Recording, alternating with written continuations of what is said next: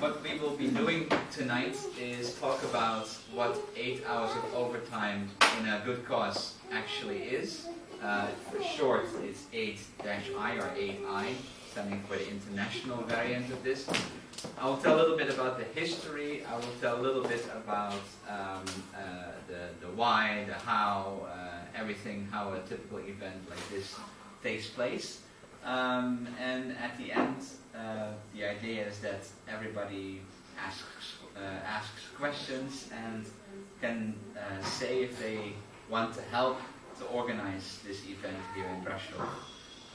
It's really important that we have a team of motivated people working for only 2 months on this to make everything happen. To some it might sound a lot of time, to some it might sound impossible. It is possible. I've done it 2 times before, not in Romania though, so I really need you guys' help. So we'll start by what 8 hours of overtime is. You all read, hopefully, the event description on Facebook, or read the website if you research a little bit further. But basically, to repeat it, it's an international event in which young creatives donate their time and energy in order to help a good cause in 8 hours time with a problem that they have. It can be mostly it's a communication problem, so we need more donors for our organization, or we need a campaign for this, or we're just new and we need a website, or we need a promotional campaign to get us known in the city. But usually they're a bit more creative than just like make a new website or make a new logo or whatever, because creatives are not waiting for 8 hours of unpaid labor for just a logo or something. So usually it's a bit more creative than this. What's important to know is that it's started in Groningen in the Netherlands in 2004, and for the first 8 years it was only an event in the Netherlands, with increasing number of cities in the Netherlands that would join in this day at the same time. Since 2012, it's also an international event, with events in New York, in Munster, in Australia, in South Africa, in Brazil, in Portugal, and all kinds of other countries. Last year, 16 cities, in almost all continents participated in 8 hours of overtime. So that's really an impressive result, and hopefully this year there will be even more, and hopefully also Braşov. Key factors in 8 hours of overtime organizing is that it's open source, which means that nobody owns the idea, and there's no higher organization that says you have to do it like this, this, and this, and this. We can almost completely decide how we want to do it. It's closed wallet, which means that it should virtually cost no money. So the location, the food, the creatives, the coaches, the workshops, everything should be done under the flag of charity, and we all want to make this happen. Without money there are some complications, but it also makes things a lot easier. You know, you don't have to make all kinds of sponsor talks or write all kinds of grants, proposals to all kinds of organizations. You can just you just have to go to organizations like locations and say, hey, we are organizing this, do you want in or not? And if they want in, this is what happens. And the last one, that is bottom up. It's a term that it's organized by the people and together with other organizations. So it's not a government organization that does this, or it began with a government or anything. It's just something that people organize in the community that think this is important. Now, last year they also 8 hours of overtime. The organization also went as a good cause itself in the whole system, and someone made or a team made a nice video for the project, which I would like to show you now. I'll hit the lights and then it's a bit more visible. And it explains everything again in a nice animation. Now you can really help a good cause. Simply by doing what you are good at. Instead of donating some money, you can help, actually help, by doing what you do best. All you need is some local people. Hey, it's great to meet new people. A space large enough to gather, and a source of food and drinks.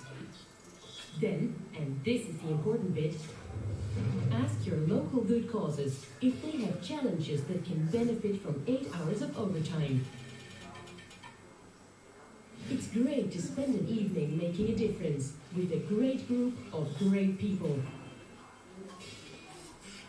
Thereby joining people of the world from places like Cairo, New York, and Munster, working 8 hours of overtime in a good cause, together, locally and internationally. Contribute to your city in your way. Find out how on 8-i.org.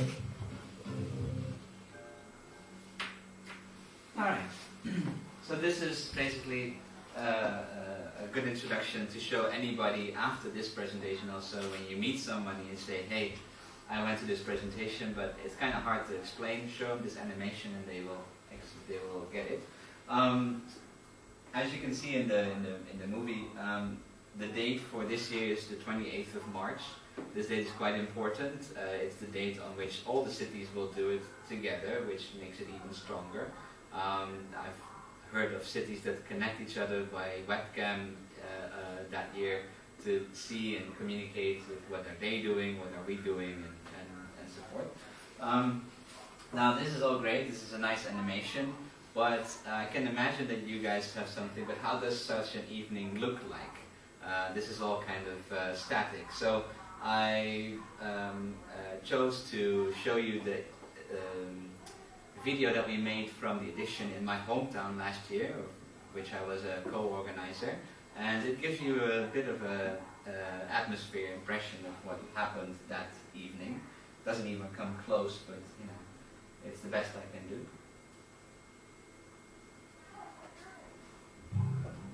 It says all stuff in Dutch, but it's about the images.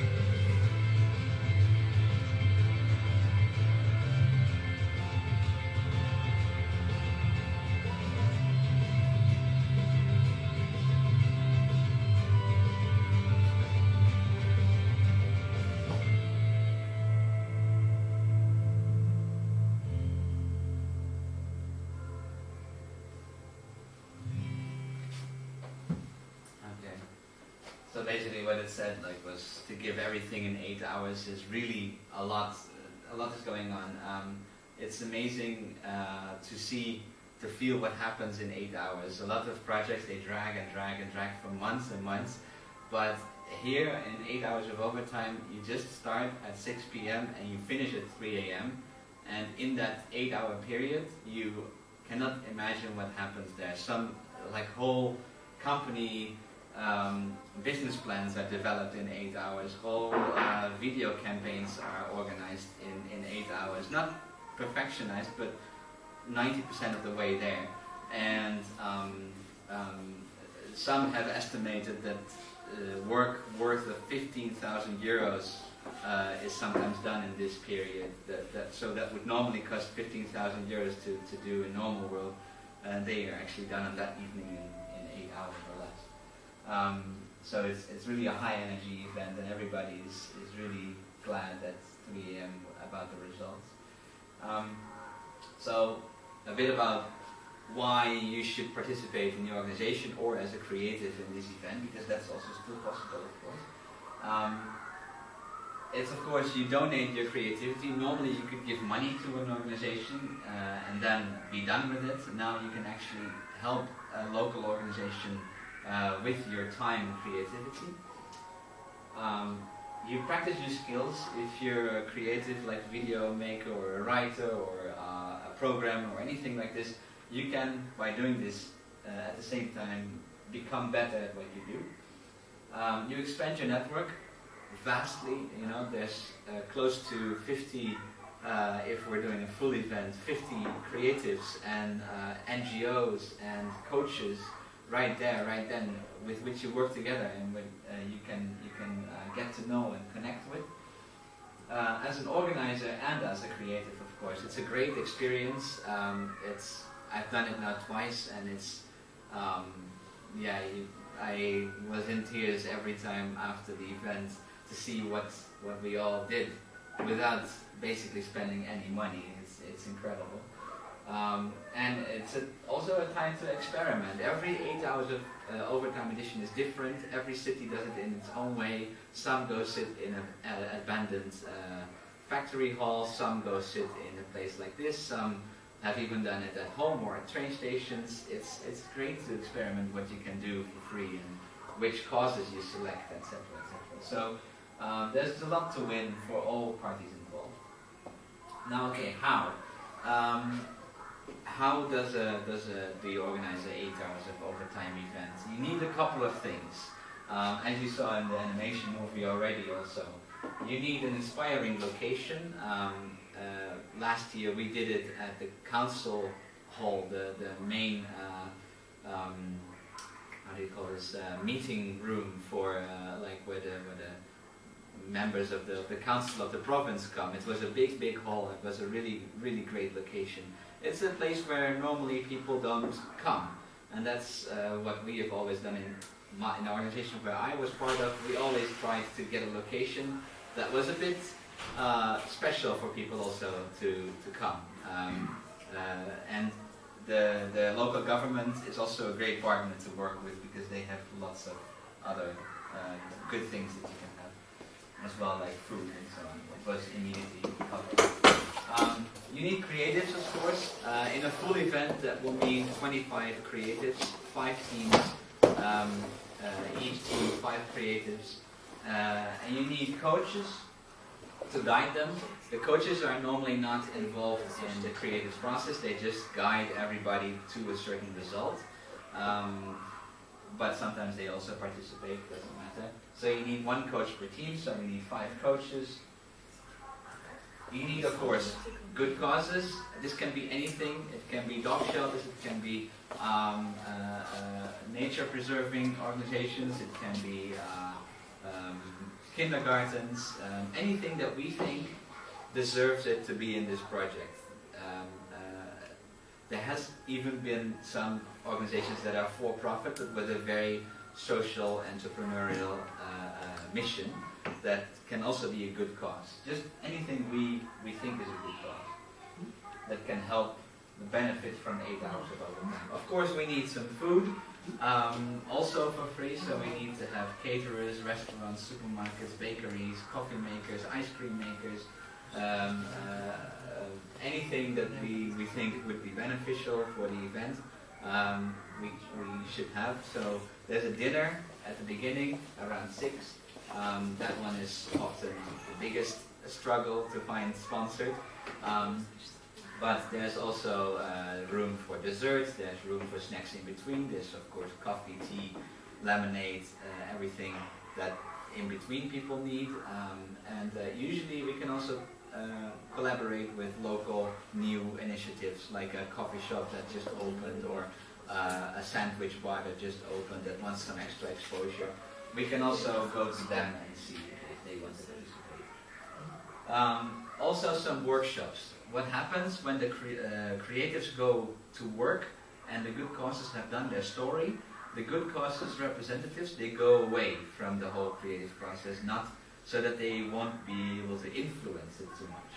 Because if they stay there, they are going to say, it's impossible, we already did this, it's too expensive, blah, blah, blah.